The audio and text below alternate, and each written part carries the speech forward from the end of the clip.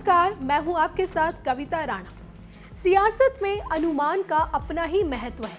अभी जो आपको दिखाने और बताने जा रहे हैं वो सिर्फ हमारा एक अनुमान है, जिसे एक नए तरीके से पेश करने की कोशिश की गई है।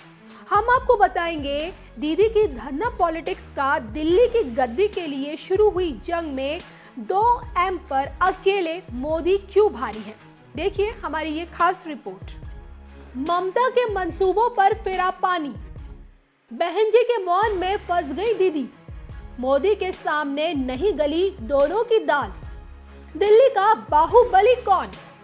तो सियासत के शतरंज में कई एंगल होते हैं और उसी एंगल के मुताबिक चालें चली जाती हैं, रास्ते बनाए जाते हैं, मौके तैयार किए जाते हैं, घर की दीवारों के बीच फैली आवाजों को अपना मुरीद बनाया जाता है। बाहरी दुनिया में भरोसेमंद लोगों की फौज तैयार की जाती है और फिर अपनी महत्वाकांक्षाओं पर धावा बोली जाती है। बंगाल की दीदी ममता बनर्जी सियासत की दीदी बनने वाली ही थी, लेकिन ऐन मौके पर बहन जी ने ठेंगा दिखा दिया। जी हाँ, जिस दीदी के एक बुलावे पर भाइयों के झुंड बीजेपी के शेर पीएम मोदी को ढेर करने के लिए शिद्दत के साथ जुटे, उसी बुलावे को बहन जी ने ठुकरा दिया। कोलकाता रैली में यूपी के भैया जी अखिलेश यादव से लेकर लालू के सुपुत्र तेजस्वी यादव तो दिखे, लेकिन यूपी की बहन जी यानी कि मायावती नदारत रही, या फिर यूं कहें कि बसपा की मायावती ने दीदी के मंसूबों पर ही पानी फेर दिया। सवाल उठता है कि आखिर क्यों मायावती दीदी की बड़ी बहन नहीं बनना चाहती है। ये बताने से पहले हम आपको अखिलेश यादव का वो बयान सुनाते हैं जिसमें उन्होंने सीना तान कर बोला था कि मायावती जी का अपमान मेरा अपमान है। आज से समाजवादी पार्टी का प्रत्येक कार्यकर्ता इस बात को गांठ बांध ले कि आदरणीय मायावती जी का सम्मान मेरा सम्मान है, और अगर भाजपा का कोई भी नेता आदरणीय मायावती जी का अपमान करता है तो समझ लेना कि वो अपमान आदरणीय मायावती जी का नहीं बल्कि मेरा अपमान हुआ है। हम समाजवादी हैं और समाजवादियों की ये विशेषता होती है कि वो दुख और सुख दोनों में बराबर के हिस्सेदार होते हैं, इसलिए हमें इस रिश्ते को मजबूती के साथ और आगे बढ़ाना है। देखा आपने, इशारों में भैया जी ने तो जता दिया कि अगर पीएम उम्मीदवार की रेस में वो अपनी बुआ का ही साथ देंगे। ऐसे में भला मायावती दीदी के आगे क्यों झुके। लेकिन बंगाल की दीदी ने तो अपनी उम्मीद के आशियाने में मायावती के लिए कुर्सी सजाई थी। लगा था वो आएंगी, फुल सपोर्ट के साथ दीदी की बहन बनेंगी, लेकिन उनके मौन ने सारे पैंतरों की हवा निकाल दी। वो धरने पर बैठी रही रात भर। दीदी ने मोदी सरकार पर अपनी भड़ास निकाली, जिसमें उनका साथ भैया जी ने भी दिया। भारतीय जनता पार्टी केंद्र सरकार मिलकर के सीबीआई का दुरुपयोग कर रहे हैं। ये बात केवल मैं नहीं कह रहा हूँ, समाजवादी पार्टी नहीं कह रही, देश के सभी राजनीतिक दल लगभग यही कह रहे हैं। सोचिए, देश के सबसे ऊंचे पद पर बैठे हुए उनकी भाषा कैसी है। अगर कोई हम बात अपने पक्ष में रखें और कुछ विचार रखें तो उसमें अगर आप सोशल मीडिया में देखेंगे जो पेड एक्टिविस्ट हैं, पेड वॉलंटियर्स हैं, उनकी भाषा देखिए। आपको चोर बोल रहे हैं, आपको तमाम ऐसे शब्द कहे जा रहे हैं जिनकी आप कल्पना नहीं कर सकते राजनीति में।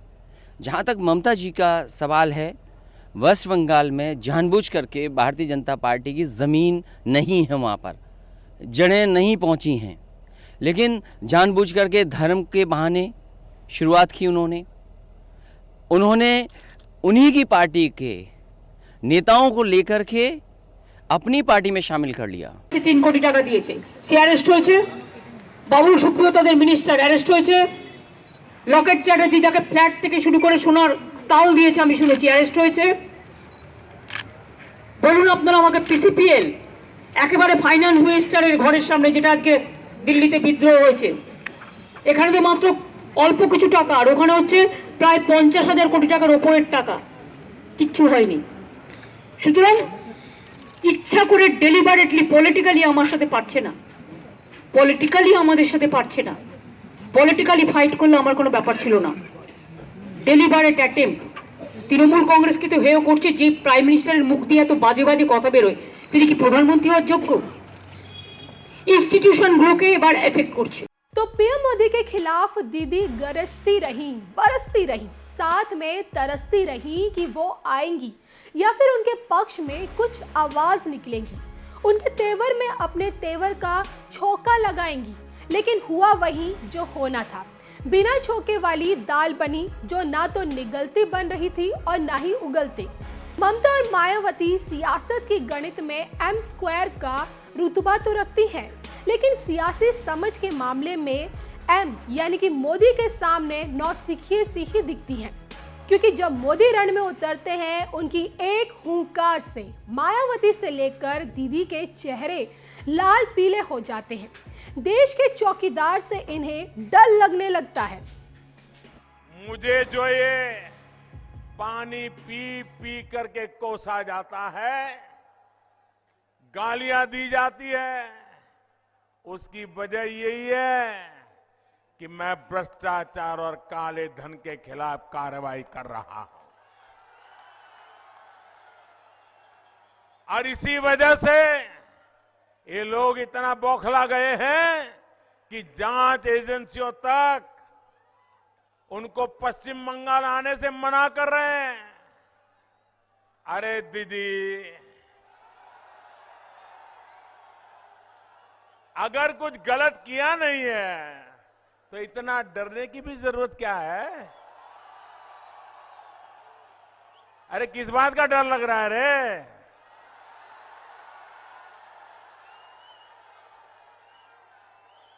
अरे आपको तो याद होगा, मुझे भी गुजरात में 9-9 घंटे तक बिठाकर दिल्ली से आई जांच एजेंसियां पूछताछ करती थी।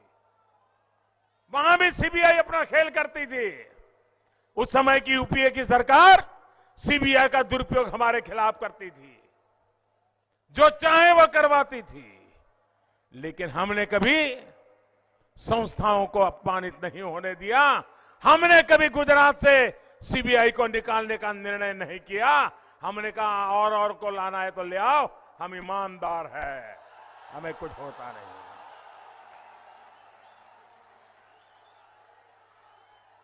लेकिन वो डरे हुए हैं।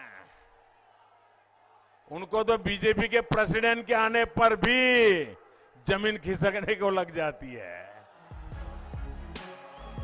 राजनीति की रणनीति के बिसात पर प्रधानमंत्री मोदी के पास विशाल व्यक्तित्व है, संघर्ष है।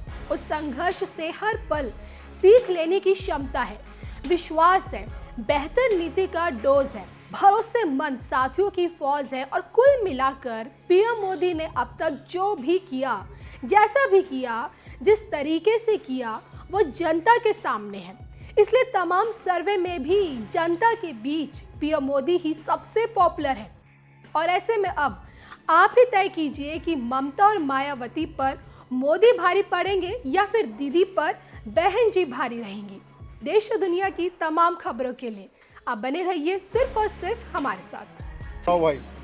এবং তখন থেকে ওরা কালকে প্রধানমন্ত্রীর বক্তৃতা আপনারা দেখেছেন কি ল্যাঙ্গুয়েজে উনি কথা বলেছেন। একটা প্রধানমন্ত্রীর কাছে একটা রাজ্য সরকারের সামান্য সৌজন্যতা থাকে, সমস্ত সৌজন্যতা নষ্ট করে দিয়ে। এবং কালকে উনি থ্রেট করে গিয়েছিলেন। এবং 19 তারিখে আমার কাছে স্পেসিফিক খবর আছে, 19 তারিখে আমরা যখন ব্রিগেডে র্যালি করি, সেই র্যালির দিনে এখান থেকে সিবিআই অফিসারদের ডেকে নিয়ে যাওয়া হয় এবং তাদের বলা হয় যে কুছ তো করো, নাগেশ্বরকেও ডেকে পাঠানো হয়। এবং এগুলো সব করা হয়েছে ভিন্ডিকটিভলি, পলিটিক্যালি। এবং তখন থেকে ওরা কালকে প্রধানমন্ত্রীর বক্তৃতা আপনারা দেখেছেন কি ল্যাঙ্গুয়েজে উনি কথা বলেছেন। একটা প্রধানমন্ত্রীর কাছে একটা রাজ্য সরকারের সামান্য সৌজন্যতা থাকে, সমস্ত সৌজন্যতা নষ্ট করে দিয়ে। এবং কালকে উনি থ্রেট করে গিয়েছিলেন। এবং 19 তারিখে আমার কাছে স্পেসিফিক খবর আছে, 19 তারিখে আমরা যখন ব্রিগেডে র্যালি করি, সেই র্যালির দিনে এখান থেকে সিবিআই অফিসারদের ডেকে নিয়ে যাওয়া হয় এবং তাদের বলা হয় যে কুছ তো করো, নাগেশ্বরকেও ডেকে পাঠানো হয়। এবং এগুলো সব করা হয়েছে ভিন্ডিকটিভলি, পলিটিক্যালি।